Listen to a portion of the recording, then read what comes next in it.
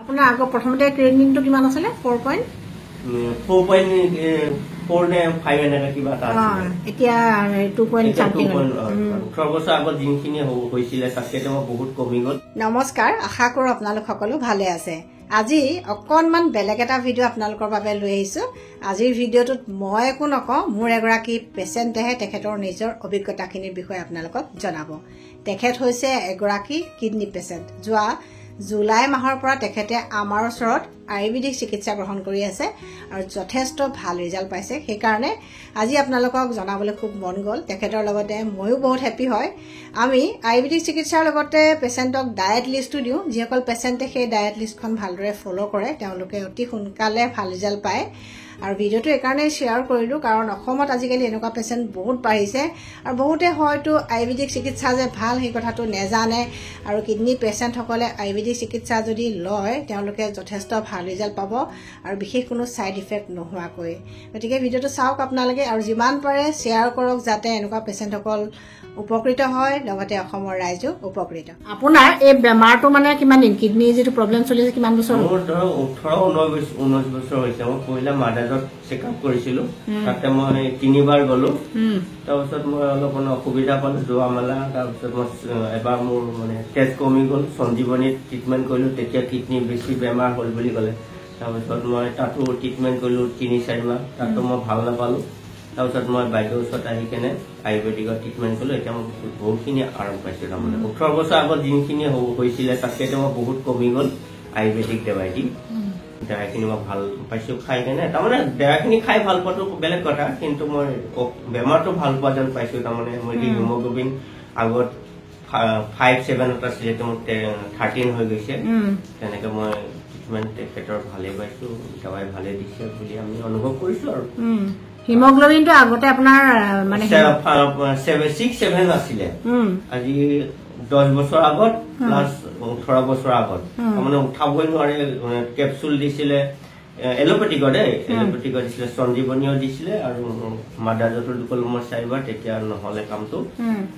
জানে বস্তু তেনেকে থাকিলে মোৰ আৰু টকা পইচা অসুবিধা কাৰণে যোৱান্তাৰ কোনোবা মই তেনেবাকে পালো বেলেগৰ মুখেদি শুনিলো বাইদেউৰ ওচৰত আহিলো আয়ুৰ্বেদিক ট্ৰিটমেন্ট কৰি আছো মই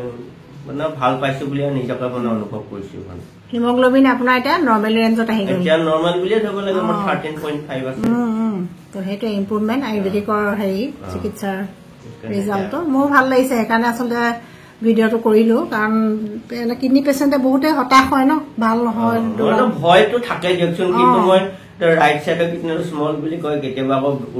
উল্টা বুলি কয় তেনে মানে আৰু যেনে অৱস্থা মই কিন্তু কিডনি এনলা মই শৰীৰটো বহুত উইক যেন অনুভৱ হয় কিন্তু মোৰ তেনেকুৱাটো নহয় মাথাও নুঘূৰাই কিন্তু ডাক্তৰে আৰু কৈছে কিডনি প্ৰবলেম আছে সেই আৰু আয়ুৰ্বেদিক চিকিৎসাৰ ওপৰত আপোনাৰ বিশ্বাসটো বাঢ়িলে প্ৰথমতে আহোঁতে যিটো আছিলে এতিয়া বহুত বিশ্বাস হ'ল ন হয় হয় এটোৱে কথা আয়ুৰ্বেদিকে কাম কৰিছে যেন পাইছো আৰু সাউ ট্ৰিটমেন্ট কৰি থাকো কি হয় নৰমাল লাইফটো এটা ধুনিয়াকে আপোনাৰ কাম বন সব তাৰমানে বেমাৰ ফিল কৰা নাই আগতে আজি 18 বছৰ আগত যেনেকা বেমাৰ ফিল কৰিছিলো ভৰি চৰি ফুলি গৈছিলে কোষ পেছাবৰ গণ্ডগোল হৈছিলে এনেকা মানে বহুত কিবা কিডনি বেমাৰ যোনটো হয় সেই অনুভৱ গীতা হৈছিলে এতিয়া বৰ্তমান নাই বুলি মই মানে আজি 1.5 বছৰৰে হয় লগভগ এইবিলাক নাই বুলি ডায়েটটো ফলো কৰি আছে কিডনি মই যেটো ডায়েট দিছিলো ফলো কৰি নহয়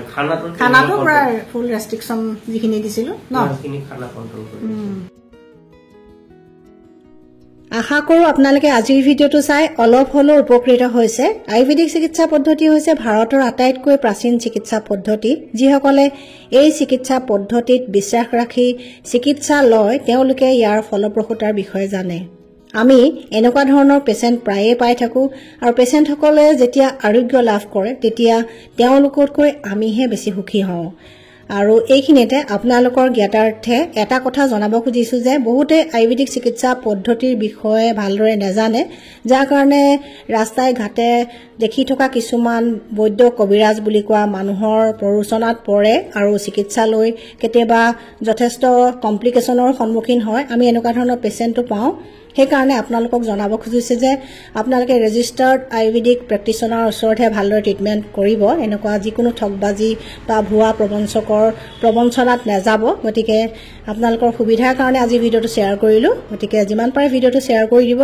আৰু যিসকল নতুন ভিউৱাৰ্ছে মোৰ চেনেলটো চাই আছে তেওঁলোকে যেন মোৰ চেনেলটো ছাবস্ক্ৰাইব কৰিবলৈ নাপাহৰে আৰু ফেচবুকত যিসকলে চাই আছে তেওঁলোকে যেন মোৰ পেজটো ফ'ল' কৰিবলৈ নাপাহৰে ষ্টে হেল্ডি ষ্টে হেপ্পী